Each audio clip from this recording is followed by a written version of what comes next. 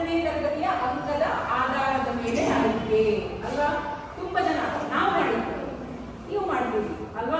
ಎಷ್ಟು ವರ್ಷ ಆದ್ರೂ ಜನರು ಫಸ್ಟ್ ನೋಡೋದು ಮಾರ್ಕ್ಸ್ ಎಷ್ಟು ಬಂದಿದೆ, 95%. ಓ ಸೈನ್ಸ್ ತೆಗೋ, ಓ 70%, ಕಾಮರ್ಸ್ ತೆಗೋ, ಓ 60 ಆರ್ಟ್ಸ್ ತೆಗೋ ಅಂತಾರೆ ಅಲ್ವಾ. ಬಟ್ ಅದು ತಪ್ಪು. 95% ಬಂದವರು ನನಗೆ ಸೈನ್ಸ್ ಮ್ಯಾಥ್ಸ್ ಏನು ಬಂದಿದೆ, ಆದರೆ ನನಗೆ ಅದೇ ಇಷ್ಟ ಅಲ್ಲ, ನಾನು ಮುಂದೆ ಪೊಲೀಸ್ ಆಗ್ಬೋದು, ನಾನು ಆರ್ಟ್ಸ್ ತಗೊಂಡೇನೆ ಅಂತಂದ್ರೆ ಅದನ್ನು ನಾವು ತಪ್ಪು ಹೇಳೋದಾ ಅಲ್ಲ. ಸೊ ಆದ ಕಾರಣ 10ನೇ ತರಗತಿಯ ಅಂಕ ಬೇಕು, ಹೌದು, ಆದರೆ ಅದರ ಮೇಲೆನೇ ನೀವು ನಿಮ್ಮ ಕರಿಯರ್ ಅನ್ನು ಚೂಸ್ ಮಾಡಿ. ಓಕೆ. ಆಮೇಲೆ ಗುಂಪಿನಲ್ಲಿ ಗೋವಿಂದ ಎಲ್ಲರೂ ಐಟಿ ಎಲ್ಲರೂ ಐಟಿ ನೀವು ಐಟಿ ನಾನು ಬರ್ತೀನಿ ಅಂತ ಸೊ ಆಲೋಚನೆ ಮಾಡೋದು. ನಮ್ಮ ಫ್ರೆಂಡ್ ತಗೊಂಡ್ರೆ ಅವ್ರ ಜೊತೆ ನಾನು ಹೋಗ್ತೀನಿ ಅಂತ ಮಾಡ್ತೀವಿ ಅಲ್ವಾ. ಮಾಡಬಾರ್ದು. ಸೊ ಆಲೋಚನೆ ಮಾಡಬೇಕು.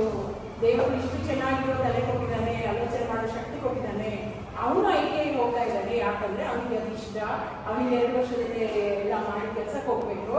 ಬಟ್ ನನಗೆ ಆ ಥರ ಅಲ್ಲ, ನನಗೆ ಐಟಿಐ ನನಗೆ ಅಂತಲ್ಲ, ನಾನು ಸ್ವಲ್ಪ ಓದಬೇಕಪ್ಪ, ನಾನು PUC ಮಾಡಬೇಕು, ಡಿಗ್ರಿ ಮಾಡಬೇಕು ಅಂತಿದೆ, ಆದರೆ ಏನು ಮಾಡಲಿ, ನನ್ನ ಫ್ರೆಂಡ್ ಐಟಿಐ ಹೋಗ್ತಾ ಇದ್ದಾನೆ, ಅವನನ್ನು ಬಿಟ್ಟು ನಿಮ್ಗೆ ಇರೋಕ್ಕಾಗಲ್ಲ ಅಂತೇಳಿ ನಾನು ಅವನ ಜೊತೆ ಐಟಿಐ ಸೇರಿಬಿಟ್ರೆ ನಮ್ಮ ಜೀವನ ಹೋಯ್ತು ಅಲ್ವಾ.